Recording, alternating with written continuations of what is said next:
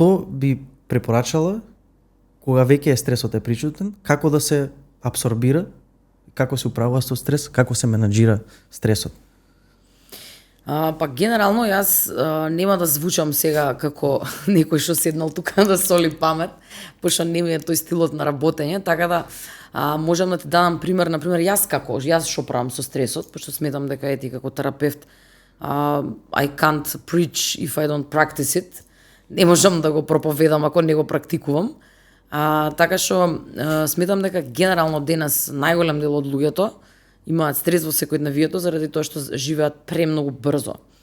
Ние брзаме се да правиме, брзаме побрзо да станеме, брзаме побрзо да се разбудиме, побрзо да стигнеме на работа, побрзо да ја завршиме работата, побрзо да се вратиме дома, за да можеме побрзо да ги завршиме домашните обврски, за да можеме побрзо да отидеме на некое хоби, што сакаме побрзо да го завршиме, за да можеме побрзо да се легнеме за да утре станеме побрзо. И од прилика така изгледа брзо на квадрат. Нашето секојдневие, нашето темпо. Значи генерално тоа јас што го практикувам е успорување на секое можно поле. Јас практикувам еден концепт на бавни утра што го имаме споделено на Себесло Жувалка. Тоа е за мене очен наш. Тоа е секој мој ден така почнува и така сакам да почне и без разлика на тоа дали надвор гори, јас така го почнувам мојот ден. Јас станувам бавно, мојот телефон е на мјут, сите нотификации се на мјут, не ми звони ништо, не ми свирка, не ми типка. Во моментот кој ќе ги отворам очите, јас му давам простор на мојот мозок да се разбуди. Не му поставувам прашања, не се прашувам што треба денес да сработам, не се прашувам од колку саат сум на работа, знам дека сум станала на време, затоа што алармот сум го чула, нели? И тоа е за мене доволно ориентациона точка. И си давам простор да првите работи што ги правам, ја буквално ги правам со влечкање. Значи јас се влечкам од спална до кујна, со влечкање си правам кафе, па бавно си отварам прозор, гледам што има надвор, какво е времето, дишам малце чист или нечист воздух, зависи кај сум, претежно нечист, нели?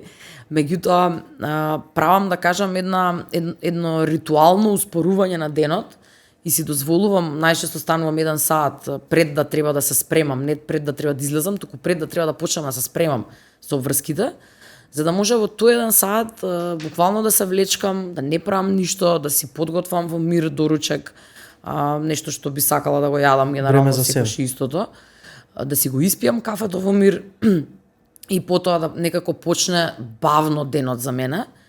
И секогаш кога така го почнувам мојот ден, остатокот од денот мене ништо не може да ме помести. Затоа што јас сум така добро, да кажам, укотвена, така добро сум го наместила моето поле, што без разлика на тоа клиент со каков стрес ќе дојде и да кажам ќе донеса на маса во Себесло Жувалка, неговиот стрес не може да ме помести мене. И тоа е нешто кое што за мене е многу значено, зашто јас како терапевт морам да го држам полето. Ја морам да ја донесам стабилноста тука и да го сочувам моето поле стабилно. И кога така го почнувам денот, за мене е многу полесно да се справам со секојдневниот стрес што доаѓа, затоа што го прифаќам со свесност, знам каде сум и знам како ќе ми тече денот. И сега нормално одредени денови не може да се предвиди се, нели, некогаш боже мој се случуваат нешта и да не можам да правам бавни утра.